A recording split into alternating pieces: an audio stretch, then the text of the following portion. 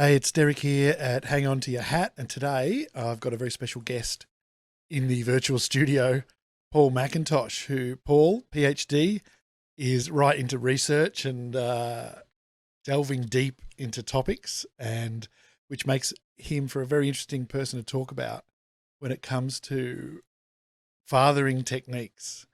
He's got some great stuff going on, and it appears to be working quite well.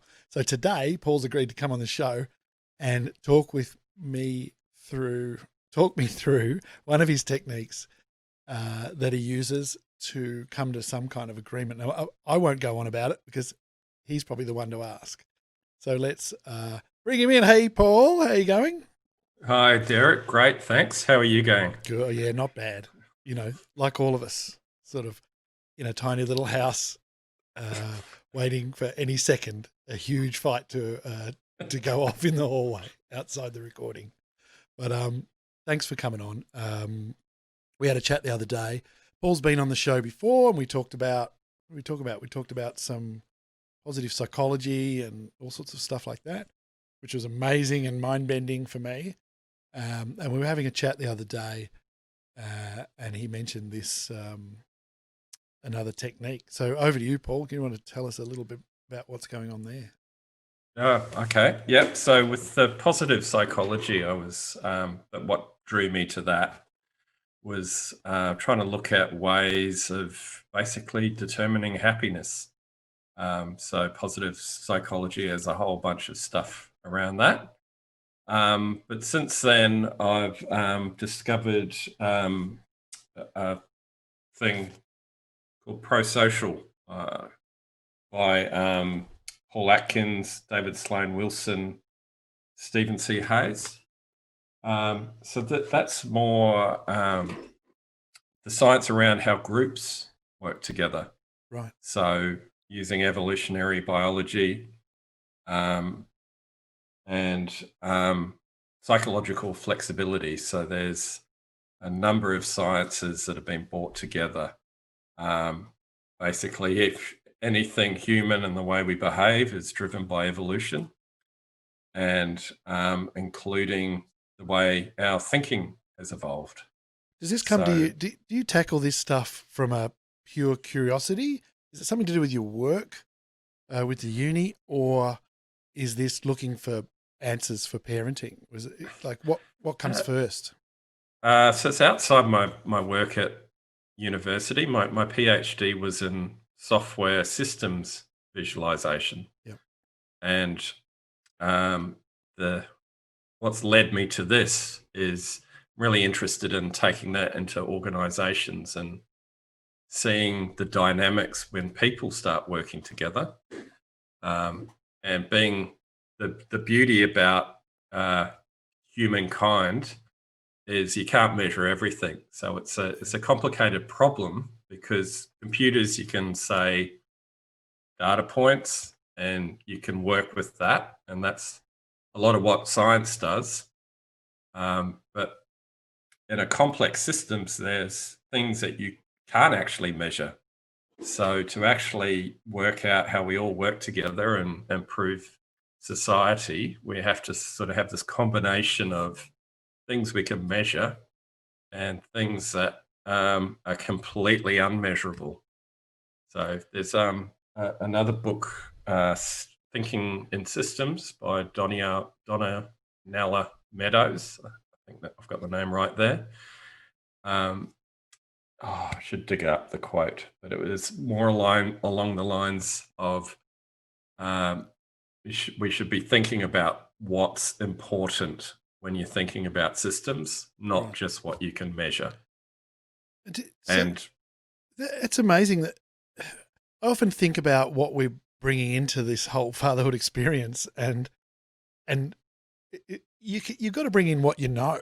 To me, sometimes it feels like we're all in like a primary school play where mm, whatever, if you play flute or ballet dance, or you can play two recorders with your nostrils, you're in the play, and it's written in. So I just feel like we do our skills, like if someone's a bit of a comedian or a music lover or whatever, their kids are getting extra in that. You know what I mean? And your whole thing is research and discovery. And then you end up with this knowledge of the psyche and stuff like that, and a much, technically, a much calmer, at a minimum, way of dealing with the issues that we're all screaming at each other about. So this particular one. Yeah, sorry, go on. Yeah, so I'd like to say it's actually two ways. So my youngest is on the spectrum. Yep. So part of going through that knowledge, that's driven a lot of what I've been learning as well, the neuroscience and how to cope with anxiety and other feelings that pop up. So I'm learning from my kids as much as they're learning from me. It's amazing. I know there's bright sideism is obviously a bit of a danger, especially now during this whole COVID thing. You don't go spouting too much about, the bright side of this is we're doing this or we're doing that, because, you don't know how many people are going to end up grieving or, dying or bad things are going to happen. But having said that, that notion of having a kid on the spectrum and therefore piling in and learning more and investigating anxiety and stuff like that, that's going to put, your other son and anyone else you deal with possibly in a position where you can help them with that type of stuff. Whereas kid going into their teens with normal parents who haven't thought too much about it, it's like, I've just got normal kids sort of thing. Mm-hmm. Then that anxiety is going to end up with constant blow-ups, and pretty much how it was for me and probably my parents and everybody in history. So that understanding, that's maybe what we're trying to do today, just bring it out, bring it to everybody. So this thing, you showed me something with a whiteboard and a cross and a bunch of things, and I think, I'm going to disappear you for 1 second. No, I'm not. All right. There. See behind me, I've prepared something, a little something for later based on what Paul's going to show us. What is it? How did you sort out the screen time? Okay, so this is so the pro-social process uses a thing called acceptance and commitment therapy, and particularly a thing called the matrix, which is a simple way of viewing that process by Kevin Polk. So it's, if you've heard of mindfulness, and you're normally thinking about meditation, and if you've ever done it, you're focusing on your attention on particular things, and it's like going to the gym. Meditation, you're just learning to control where you focus and let your mind wander and bring it back.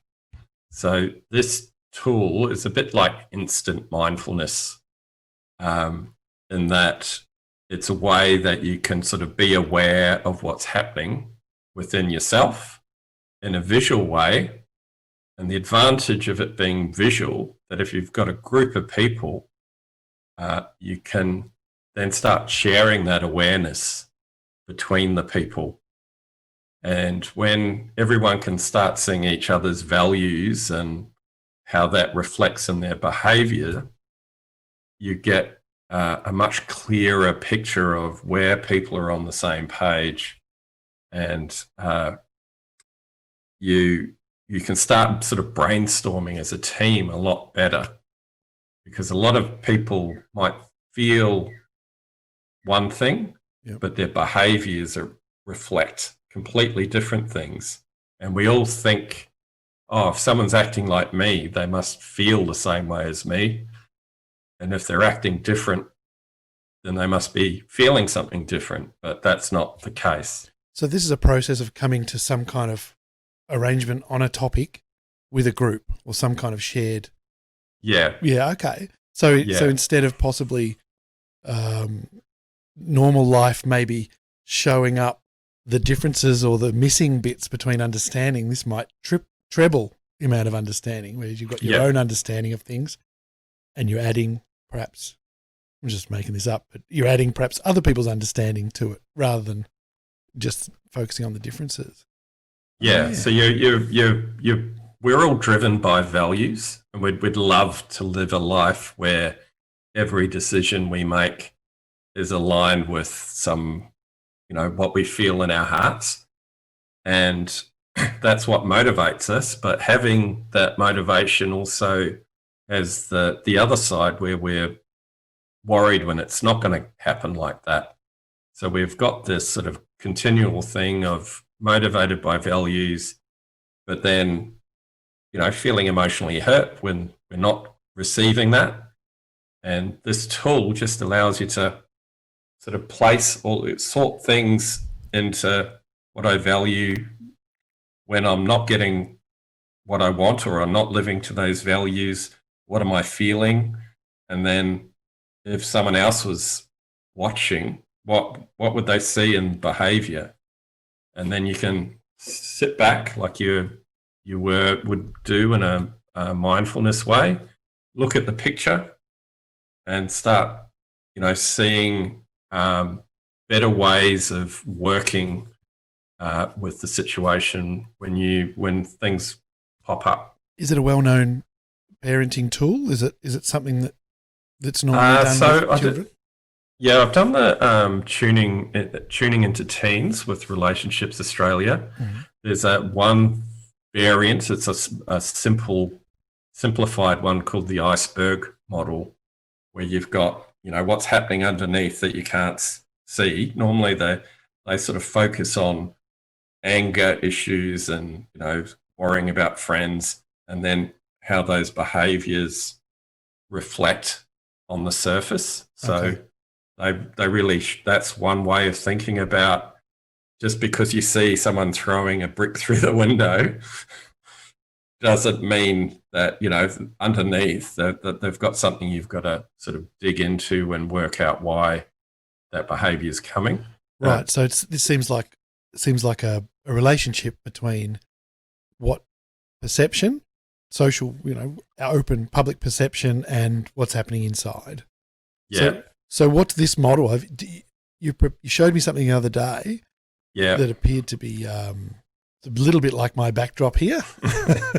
Yeah. I can. Shall I walk you through? Yeah, that'd be great. So this is more more advanced than the iceberg model, because it talks about what you value as well underneath. And so I'll just bring it up and you can have a look. While you're doing your screen share, fiddling. So you chose to use this model in this example in, now I'm going to do some absolute magic. There we go. And I'll take your name off for a second. All right. So this model is for a particular reason, isn't it? Like one topic. Yeah. So the important thing about this is it's not a thing for making rules or parent defining you're going to be doing something or a way of controlling children.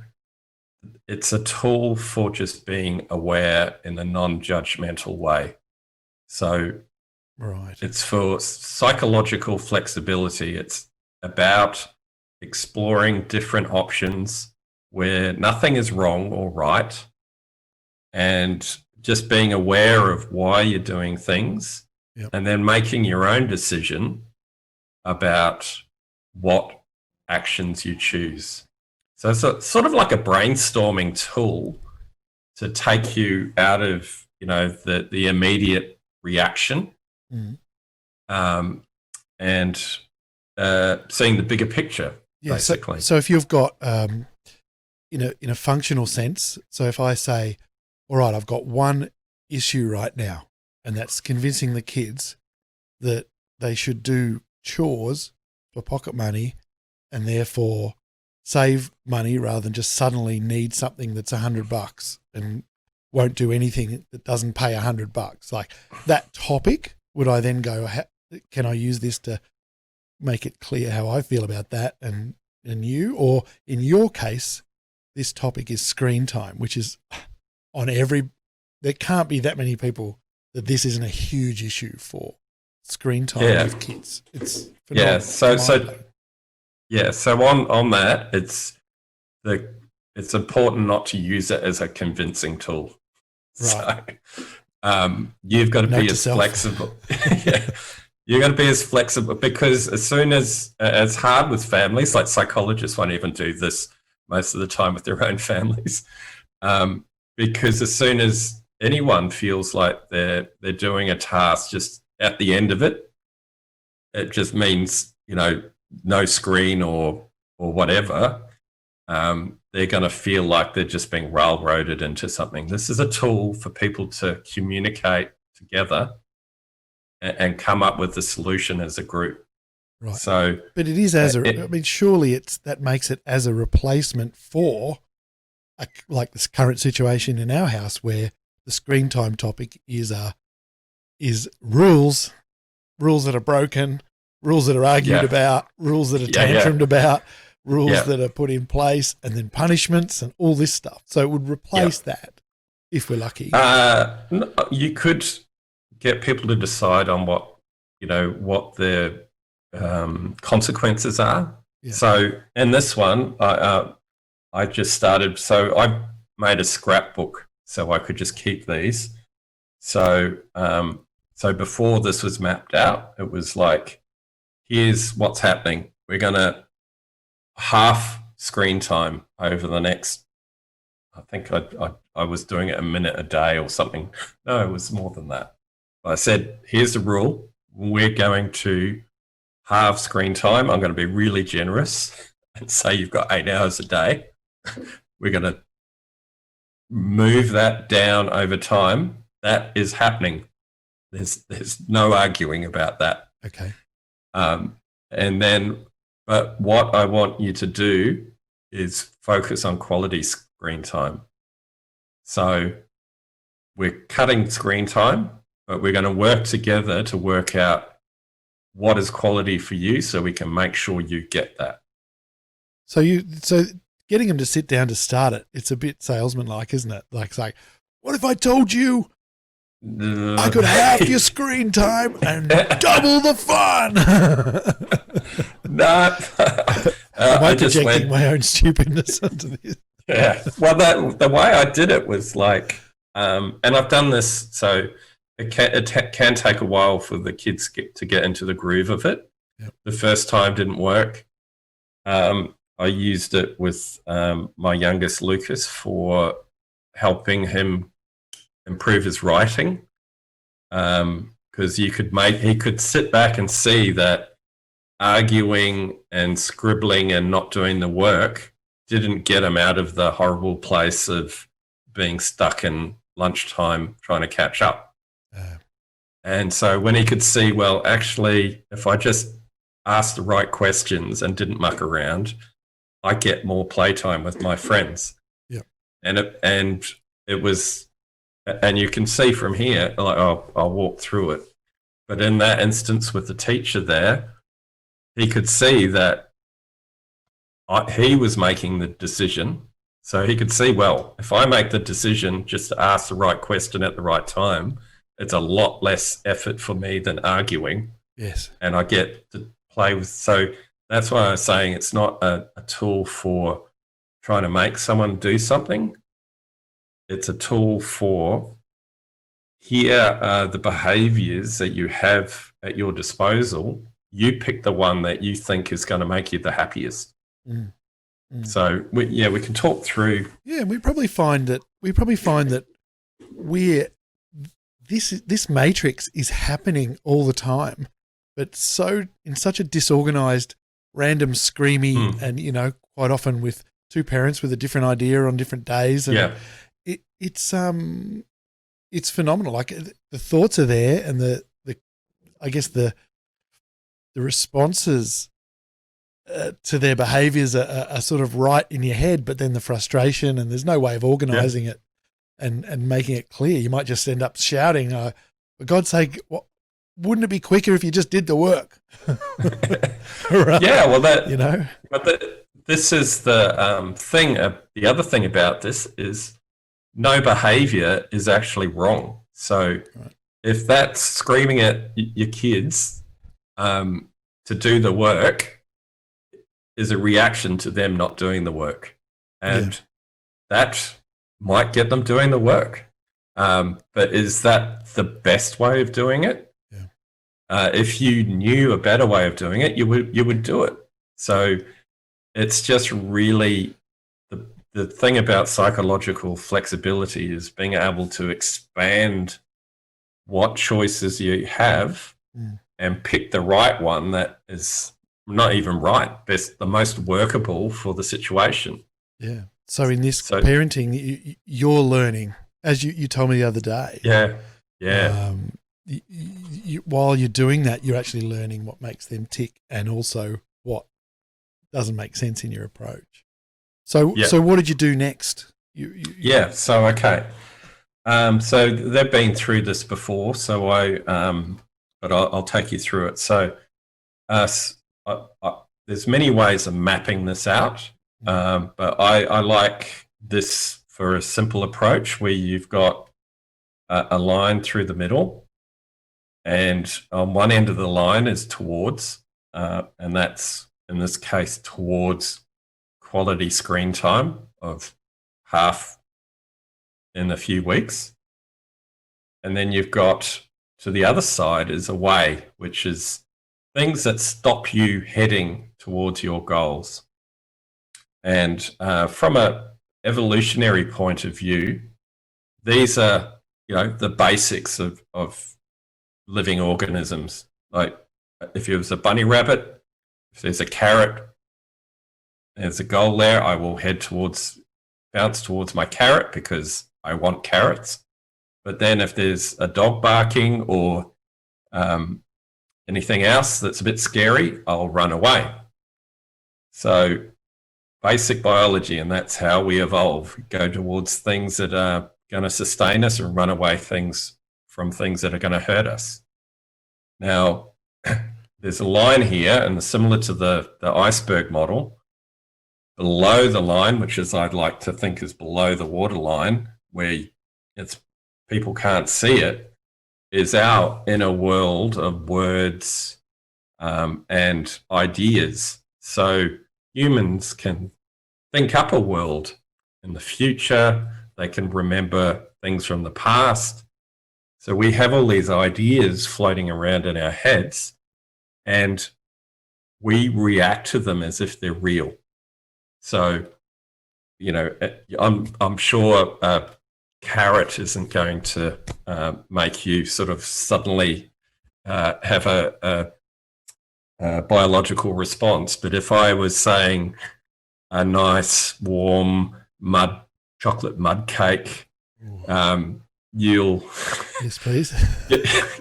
your mouth will start watering, and it doesn't exist, but our bodies are built to start having emotional reactions to the ideas in our heads. So we can't separate out how we work. So this below the line, to the bottom right, is mapped out what we value. Right. So with the kids, it's like, okay, what do we value with this goal to quality screen time?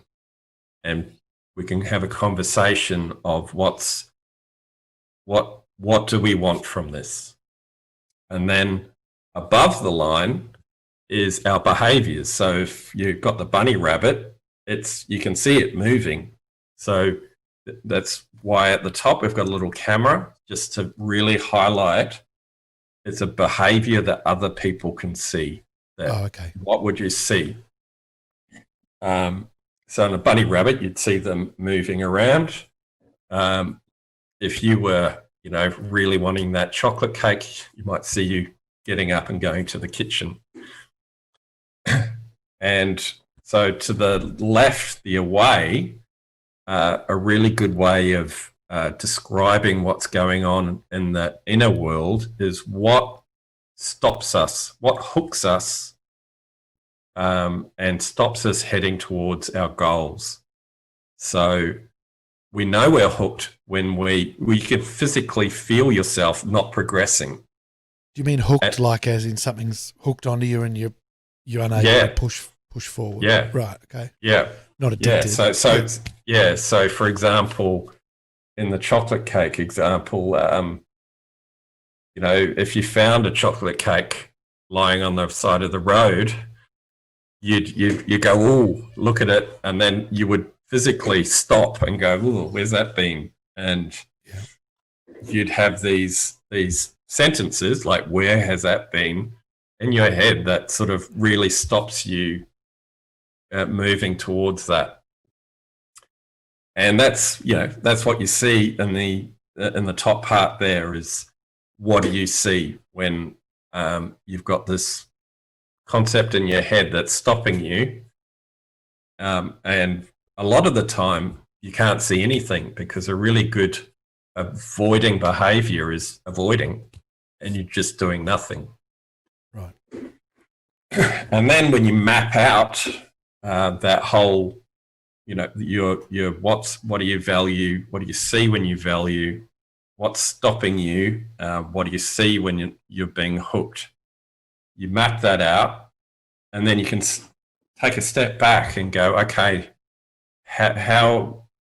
what do we notice when looking at this big picture? And you can do it as a family. And one thing I've found is doing it with Post-it notes is actually really good, because you can actually add to it. You discover things, because this is a way of sort of getting in touch with your feelings and what you value. So with this exercise, I firstly modeled what I thought, and that is a good way of giving the kids an example of, where this is heading. So recapping, this whole example in front of us is about the discussion over reducing screen time in a manner that might help everyone understand how to increase the enjoyment of screen time. Yeah, right. And it's allowing them to have a voice in that decision.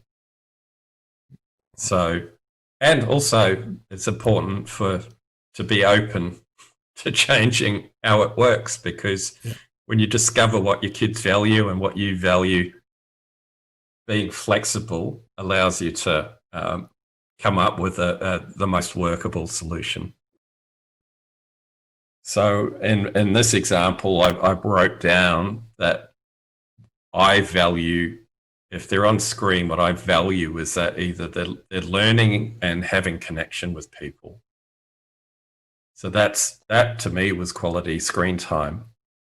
And when they talked to that, they had similar values. And this is what you'll find is when people express their values, it's normally everyone agrees. And I also put Max and Lucas having fun together. So my two boys having fun together and them connecting with people and learning. They also put, they like playing with friends and they like having fun. So starts the sort of area of conversation to then move on to, okay, if we were doing this and there was a camera on the wall, what would we see?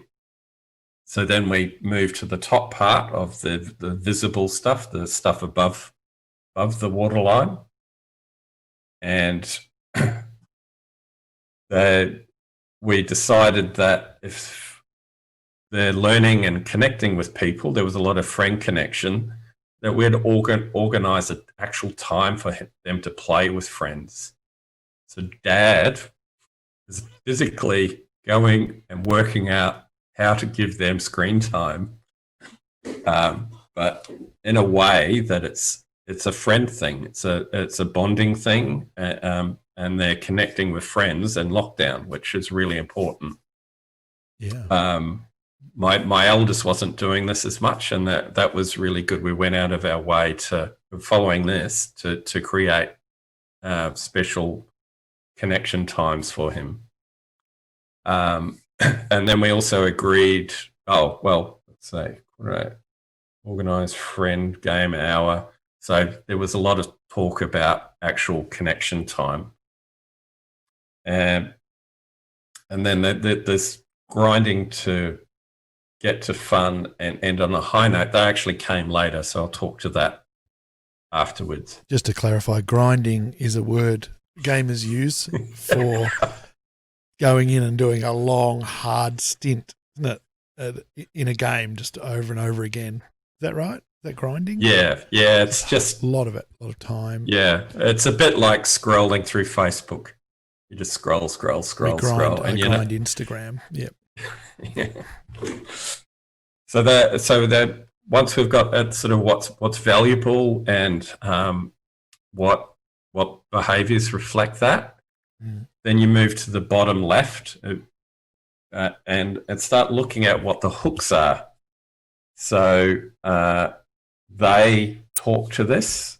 The grinding again is, they're just doing it, playing it for the sake of it. There's habit came up.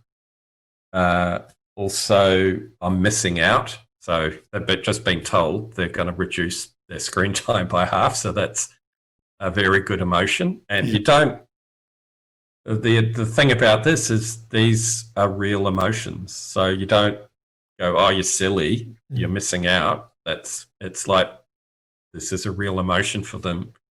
And we're accepting that. That's where the acceptance and commitment comes from. And we're acknowledging it. So it allows them to be heard. And then, so basically that's what they came up with as concerns. So that conversation would have been, right, kids, what feels like is worrying you about the topic, which is the halving of the screen time. Yeah. What worries you? What are the positives? But it seems like the positives are about screen time, and the negatives are about reducing the screen time. Yep. So they're not going to. Yep. They're not necessarily going to throw in a whole bunch of positives, are they? Voluntarily. No. About reducing the screen time. Yeah, but this is it. It's acknowledging. So I've done this in a software engineering team, and generally to the right, everybody's all happy. They've come up with their values and they've got all their behaviors, and they're all feeling really pumped. And then you go to this side, yes, and suddenly it's like, oh my God.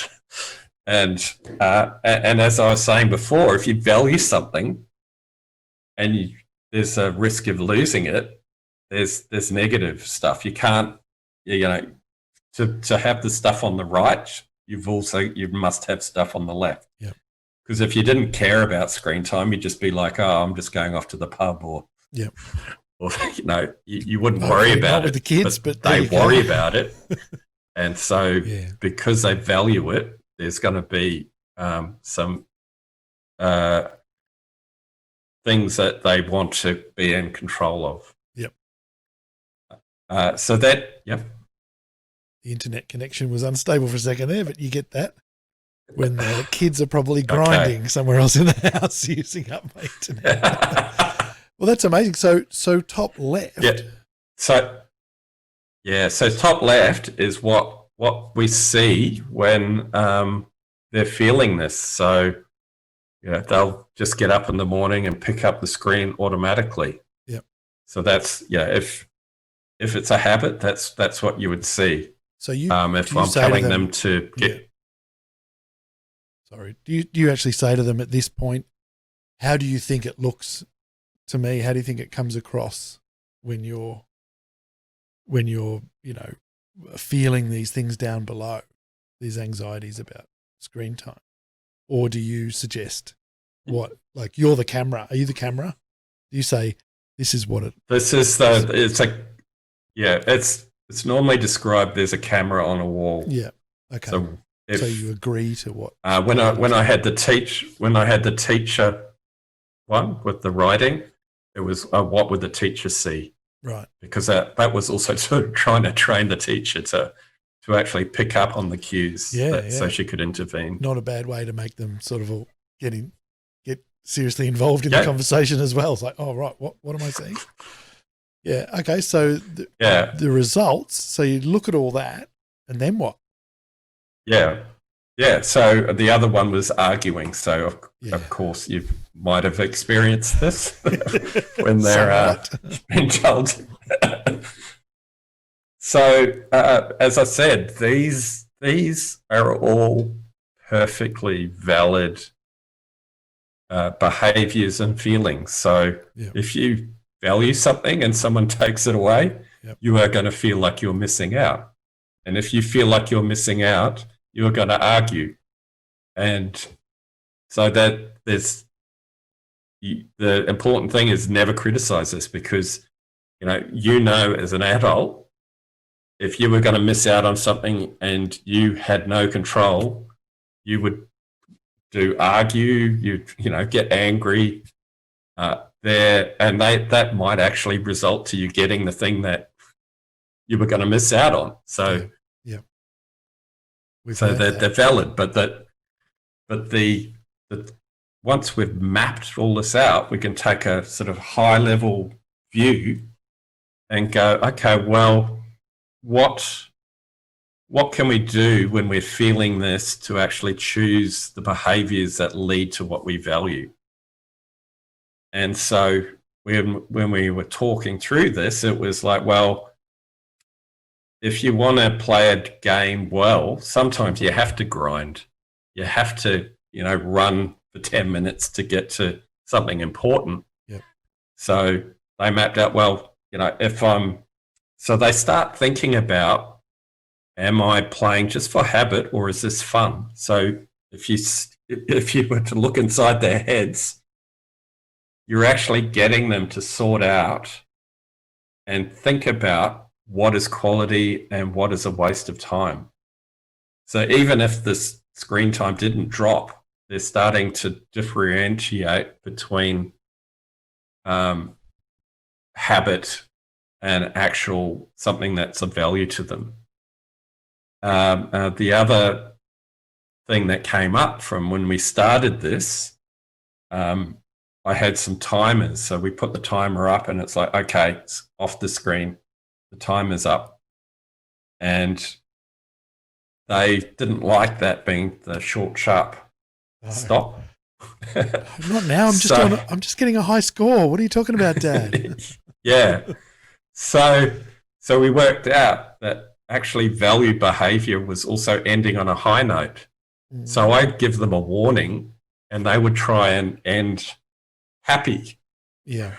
Rather than cut off. So they're deciding how to make this rule work for them so that they're having fun and it's not like a grinding habit.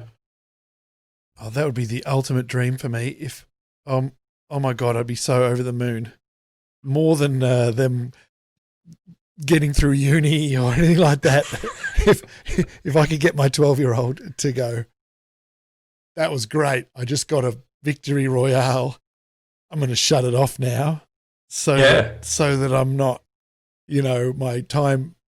He knows that his time's going to run out.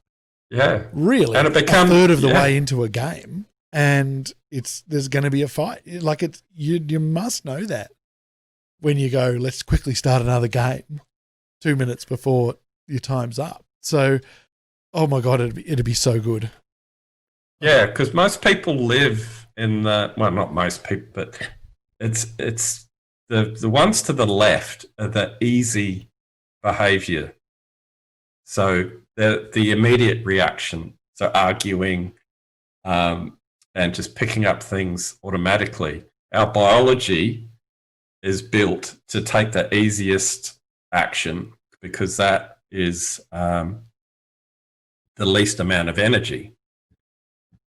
But we're intelligent human beings, so we've got this other thing where we can actually take a step back and go, oh, if I change my behavior like this, I'm going to have a lot more fun, and it's not going to be this constant, trying to get a few minutes here and there of non-quality screen time.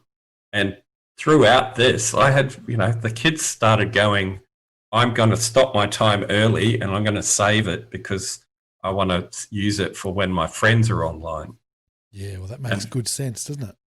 Yeah, and they were making that decision themselves. And then I got to the point where, you're hearing them laughing and giggling online. And it's like, well, we're all valuing the same thing. I'm not going to force them to shut down at this point in time because they're living to the values that we all came up to. On that one, there's something I noticed.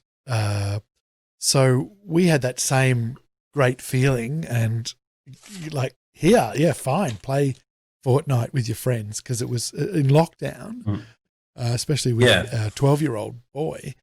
As soon as lockdown started, they already had a system for talking to each other, and it was on Fortnite with the group chat sort of thing. Yeah. But I think, when we let go and let them play a little bit too much and everyone else does at the same time, like all the parents are let go, they're all grinding together now and getting snarky and they don't appear to be valuing each other's company. And then they're sort of like looking for the win. And it's sort of, I'd like to include that in a conversation for sure. So you can review this. This is why I've got this in a scrapbook. Yeah. Something comes up like that, you can go, okay, let's revisit this. And we all agreed that it was having fun, learning and connection with people, playing with friends, and Max and Lucas having fun together. So if you're arguing with friends in Fortnite, how does that map to these values? And is that quality time? And you can talk to it. And you've got a common language because everyone, and the kids know I'm not just trying to stop screen because, it's just some conspiracy theory from just to be mean. Just to be mean. State government. I know what you mean. This is a very hard thing to get through too, and that's why I'm kind of a little bit interested in this system because you do instantly get this feeling you're being looked at as a pointless authoritarian. Like you're just trying to be mean. It's like, no, I'm trying to make it so that you enjoy the time you're having somehow. Yeah. So all this stuff's going on, but just so randomly and sporadically amongst fights and stuff at the heat of the moment that none of it gets through to me or anyone. Yeah, exactly. And it's when everybody's on the same page with values, it makes the conversation so much easier. Yeah. So what I want to do now, we'll go back to normal chat, the normal chat scenario, and there he is. And I'll make myself bigger. There we go. Thanks for that. And so what we want to do is do another part to this and have Paul, just talking to the audience here, and have Paul run me through on what you see in the background here with one of my kids on a topic. I'm thinking about screen time, but I'm worried it might make some pretty hectic content if we cover that one. But we'll try and maybe, can you think of a content idea that might be an easy one, for example? I think the easier the better, because the first bit is having everyone realize that it's a tool for conversation and it's not like you don't want that, oh, Dad's getting out the bit of paper again. There's going to be some new rule that I don't want. Yeah, I know. So it's anything like what I did. I used the same values. So Lucas had a project at school where he had to have a passion project, and we used these same values to work out what he could do for that, which ended up being card games.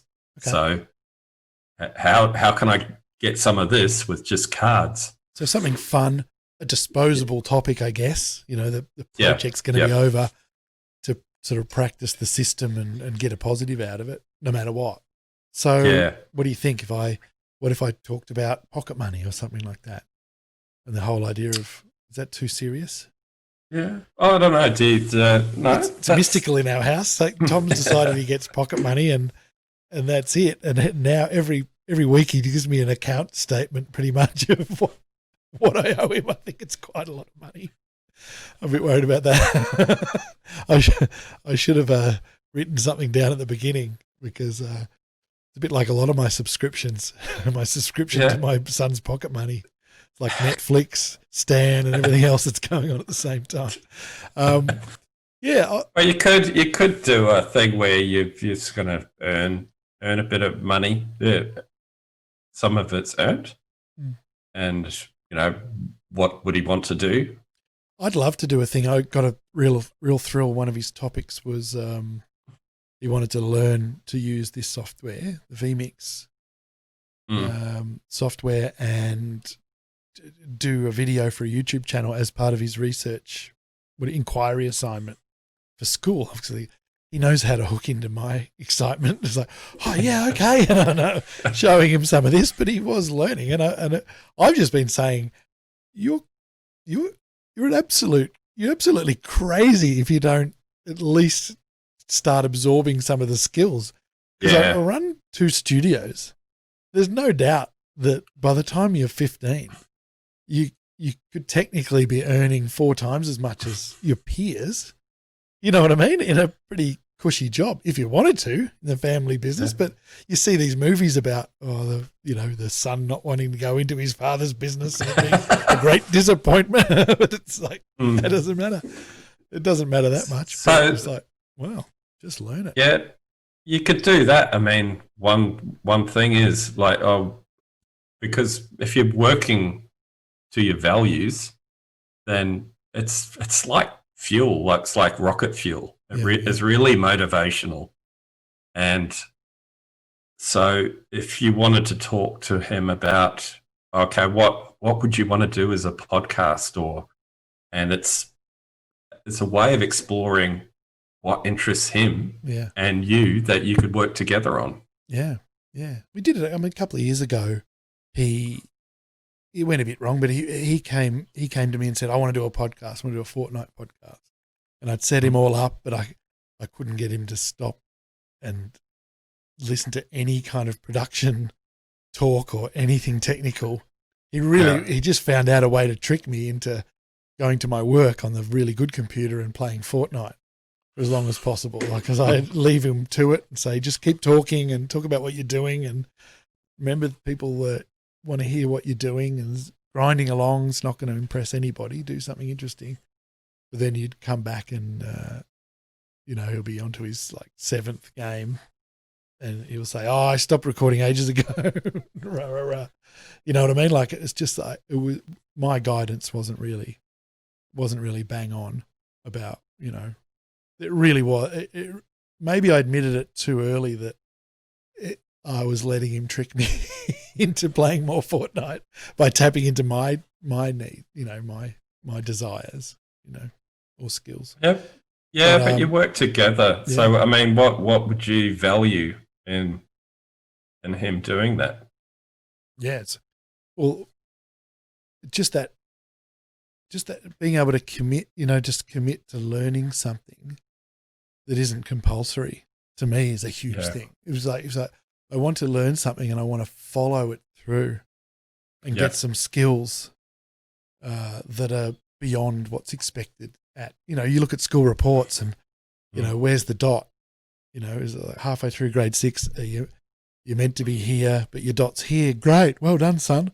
Or it's down here. Well, we better have a look at that. Or, you know what I mean? Like, I like the idea of picking a dot that doesn't belong anywhere on that bit of paper. Yeah. And then wanting to do it. It's not just so I've got an editing grind slave in a couple of years' time to do my work for me. Maybe a bit. Yeah, so there you go. Like if you were explaining that, like it's the self-motivated learning is a really, really important skill. And then what would you see Tom doing if he was doing that? Right, yeah. Well, should we give it a shot? So we'll call it. So we call the topic. We'll do it as another episode, but. So I'll interrupt. So another way of doing it is just actually talking to Tom and seeing what would interest him, because it is about a shared decision. Yeah. I showed him through Photoshop, and you're amazed. Like, I don't know, maybe I've got very low expectations because we grew up without computers, and Windows 3.1 was the first thing that I ever tackled. I know it's different from you completely, right? But it was amazing when I opened up Photoshop and showed him basically the layered template of my YouTube thing, and I said, well, you just start with that, save it as that, and he went and did it, and then a day later I found that he'd also done YouTube banners for like 2 or 3 of his mates as well as his own. And it's such a rush. It was such a rush. So I was very, very proud. So I think that kind of thing, and he knows that because he just barged in while I was saying that. Someone did. I didn't look around because I'm professional broadcast. Well, Paul, that's fantastic. Thanks for telling us about the system. What's your name for this matrix? This is the ACT matrix. Yep. So it's acceptance and commitment therapy. Yep. But forget the therapy. It's training for, don't tackle anything big with it. Yes. If you want to tackle anything big, go see a psychologist. Okay. There's the disclaimer, guys. Don't try this at home, or try that. Let's see what happens to me first. So watch the next episode, and we'll see how it goes in a quasi-functional family environment. Yeah, well, it's very powerful, and you really only understand how powerful it is once you've gone through it. Right? Is it dangerously powerful? Oh, you wouldn't start solving. Keep it simple, especially if you're starting off. Yeah. Keep it as simple as possible. And the beauty about psychological flexibility is these tools, the people that have created them, also acknowledge that they might not work. Yeah. The beauty of psychological flexibility is going, that didn't work, I will try something else. Yes. Okay. So it's not a hard and fast rule. All right, we'll give it a shot for the next ep, and we'll see what happens. Apart from that, how's lockdown going? Is it you're coping? Is it heavy? Is it heavy duty? I've got very full on work. So at the homeschooling, there's a lot of guilt there with. Yeah. They are actually on screen a lot, and I'm working, and then I'm having to do the school in the evening. Yeah. So it's good to see what they're learning and being part of that. I wish I had more time to be that, and a lot of Zoom fatigue. Yeah. Sorry. Here's some more. But you do everything you can. My wife and I spoke to each other, and we both let go of everything this week, pretty much. And the feedback you get from the teachers is it's all right. Whatever whatever doesn't make you melt down completely. You know what I mean? If you've got to slack off for a week and whatever, we'll just come back on Monday, a little bit more vigilant. But yeah, I've been flat out. Fiona's been flat out, and they just coming and going freely. Doesn't matter that I'm in a professional studio in the corner of a bedroom with a green screen. Well, I'm having high executive meetings and kid just chatting in my ear. So it's like... It's amazing. They just come and go. Mum said dinner's ready. But it's an interesting experience, and we are getting so many more different types of skills out of it, I reckon. So, well, I ran 2 days in a row. Oh, okay. Running is awful. I know I shouldn't say that. I should say it'll probably get better or whatever, but it's awful. Yeah. It hurts. It really is unpleasant. So I should actually, I don't know if you put links, but there's a link to actually Paul Atkins, because he's Australian, wrote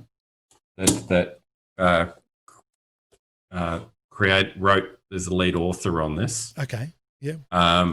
And he's got a YouTube video on dealing with COVID. Yeah, I can put all those links in the YouTube of this and also in the audio show notes.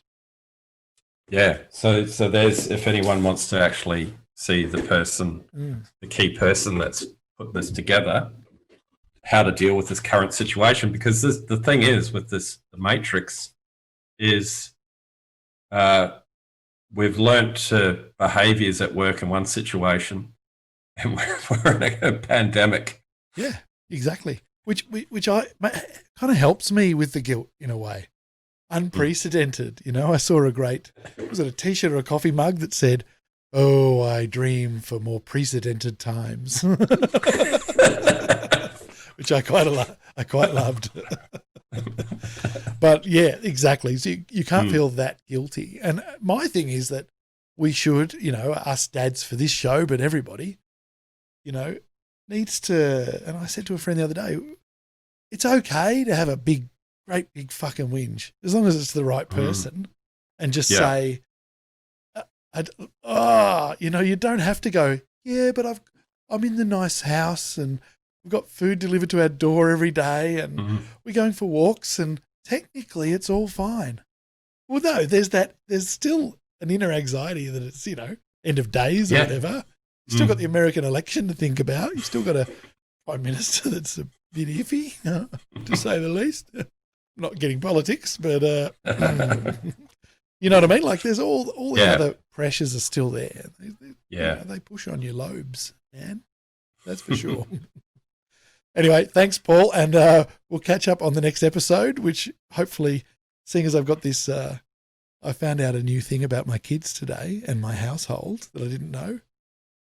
Big currency around here. It's like prison currency. Blue tack. Yeah. Blue tack. I didn't realise. Like someone said, get Blue tack, Dad, when you're at Officeworks or doing an online order. And I was like, I'll get 2 then. And I slung them some Blue tack. And I should have paid more attention. Because with hindsight, they were like, I just gave them a carton of fags, really, in prison. And so I asked Clover to put this up. And when I came back, they were all fallen down because she'd used these tiny little teeny amounts of Blue tack. And I went and found their Blue tack stashes. And it was, anyway, Blue tack. So I've got this ready. So we'll get stuck in and get Tom in here and see if we can force him. See if we can discuss doing some tech training with Dad, because it's hard to teach the kids. I actually teach this stuff to different people all the time, but so it's a bit weird when the kids go stop. You're too familiar sometimes, so it's exactly. I'll make a post-it note for that for sure. All right, better go. That was Hang On to Your Hat. That is also Paul McIntosh, father of 2, PhD, which I'm always very impressed with. So is the world. And we'll be back real soon with the experiment on the made-up whiteboard. All right, Thanks, Paul. Okay. Fantastic. Thank you. See ya.